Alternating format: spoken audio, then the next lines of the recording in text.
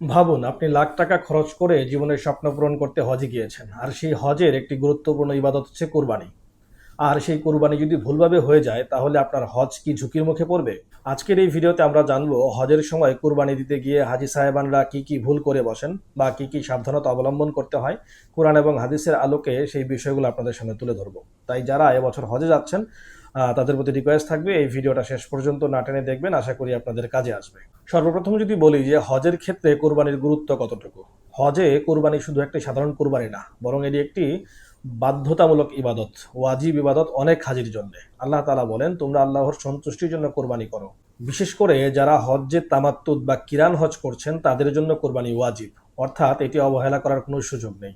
কোরবানির ক্ষেত্রে সবচাইতে বড় ভুল যেটা হয় সেটা হচ্ছে নিয়ত ঠিক রাখে না অনেকেই। তো রাসূলুল্লাহ সাল্লাল্লাহু আলাইহি ওয়াসাল্লাম বলেছেন, আমাদের সমস্ত আমল নিয়তের উপরে নির্ভরশীল। কুরবানি যদি শুধু রীতি হিসাবে করা হয় বা লোক দেখানোর জন্য করা হয়, তাহলে সেই কুরবানির কিন্তু আল্লাহ তাআলার কাছে কোনো মূল্য নেই। কুরবানি দিতে হবে শুধুমাত্র আল্লাহ তাআলাকে রাজি খুশি করার জন্য এবং আল্লাহ তাআলার সন্তুষ্টি অর্জনের জন্য। অনেক ক্ষেত্রে আমাদের হাজী সাহেবানরা শুধুমাত্র প্রতিনিধির মাধ্যমে কোরবানির যে পশু সেটাকে নির্বাচন করেন, সেটার কোনো ধরনের খোঁজ খবর বা যাচাই বাছাই করেন না।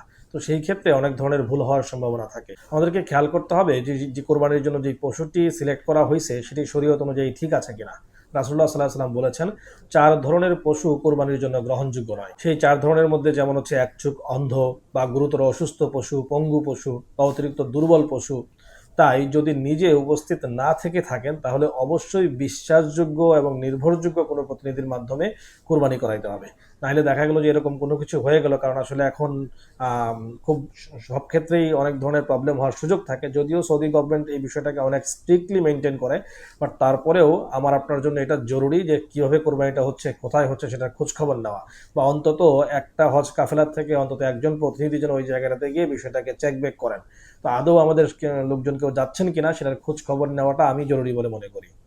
পরবর্তীতে যে ভুলটা হয় যে কোরবানির সময়ের আগে বা পরে কোরবানি করা, সঠিক সময়ে কোরবানিটা না করা।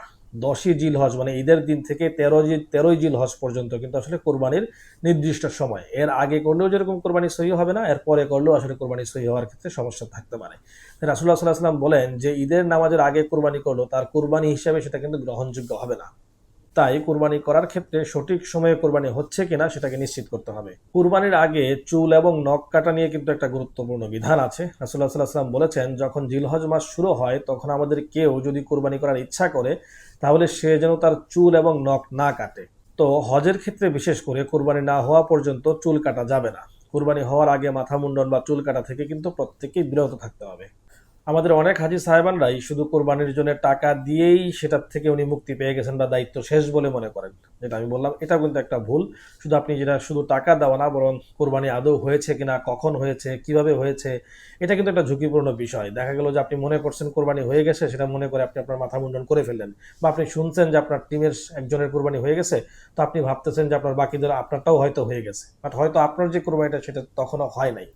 তাই সম্ভব হলে নিজে উপস্থিত থাকা বা এরকম বিশ্বাসযোগ্য কেউ থাকা, যিনি কিনা আপনাকে কনফার্ম করবে যে আপনার যেটা কোরবানি বা আপনার জন্য সিলেক্ট করা যে পশু সেটার কোরবানি হয়েছে, এবং সেটা কনফার্ম হওয়ার পরেই শুধুমাত্র মাথা মুন্ডন করা যাবে।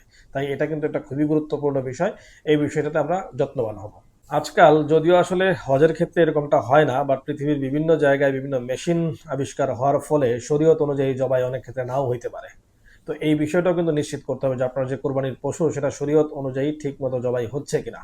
বিসমিল্লাহ আল্লাহু আকবার বলা, সঠিকভাবে গলা কাটা, অন্য পশুর সামনে জবাই না করা, এই সমস্ত বিষয়গুলো কিন্তু খেয়াল রাখতে হবে। রাসূলুল্লাহ সাল্লাল্লাহু আলাইহি ওয়াসাল্লাম বলেন, আল্লাহ সবকিছুর উপর ইহসান বা সৌন্দর্যকে ফরজ করেছেন। তাই আপনার কুরবানির পশুর জবাইটা শরীয়ত অনুযায়ী হচ্ছে কিনা সেটা কিন্তু নিশ্চিত করতে হবে। আর শেষ দিকে যদি বলি যে আসলে হারাম টাকা দিয়ে কোরবানি, এটা হচ্ছে সবচাইতে ভয়ঙ্কর ভুলগুলোর একটা। যদি আপনার কোরবানি করা হয় হারাম টাকায়, তাহলে সেই ইবাদত কবুল হওয়ার সম্ভাবনা নেই। কারণ রাসূলুল্লাহ সাল্লাল্লাহু আলাইহি ওয়াসাল্লাম বলেন, আল্লাহ তাআলা পবিত্র, তিনি পবিত্র ছাড়া কোনো কিছুকে গ্রহণ করেন না।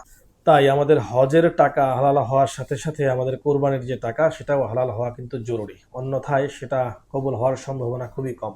সর্বশেষ যদি বলি যে প্রিয় হাজী সাহেবান, আমরা যারা হজে যাচ্ছি অনেকের জন্য এটাই জীবনের প্রথম হজ, এবং হতে পারে যে এটা তাদের জীবনের শেষ হজ। তাই হজের একটা ছোট্ট ভুল হয়তো সারা জীবনের আফসোস হয়ে থাকতে পারে।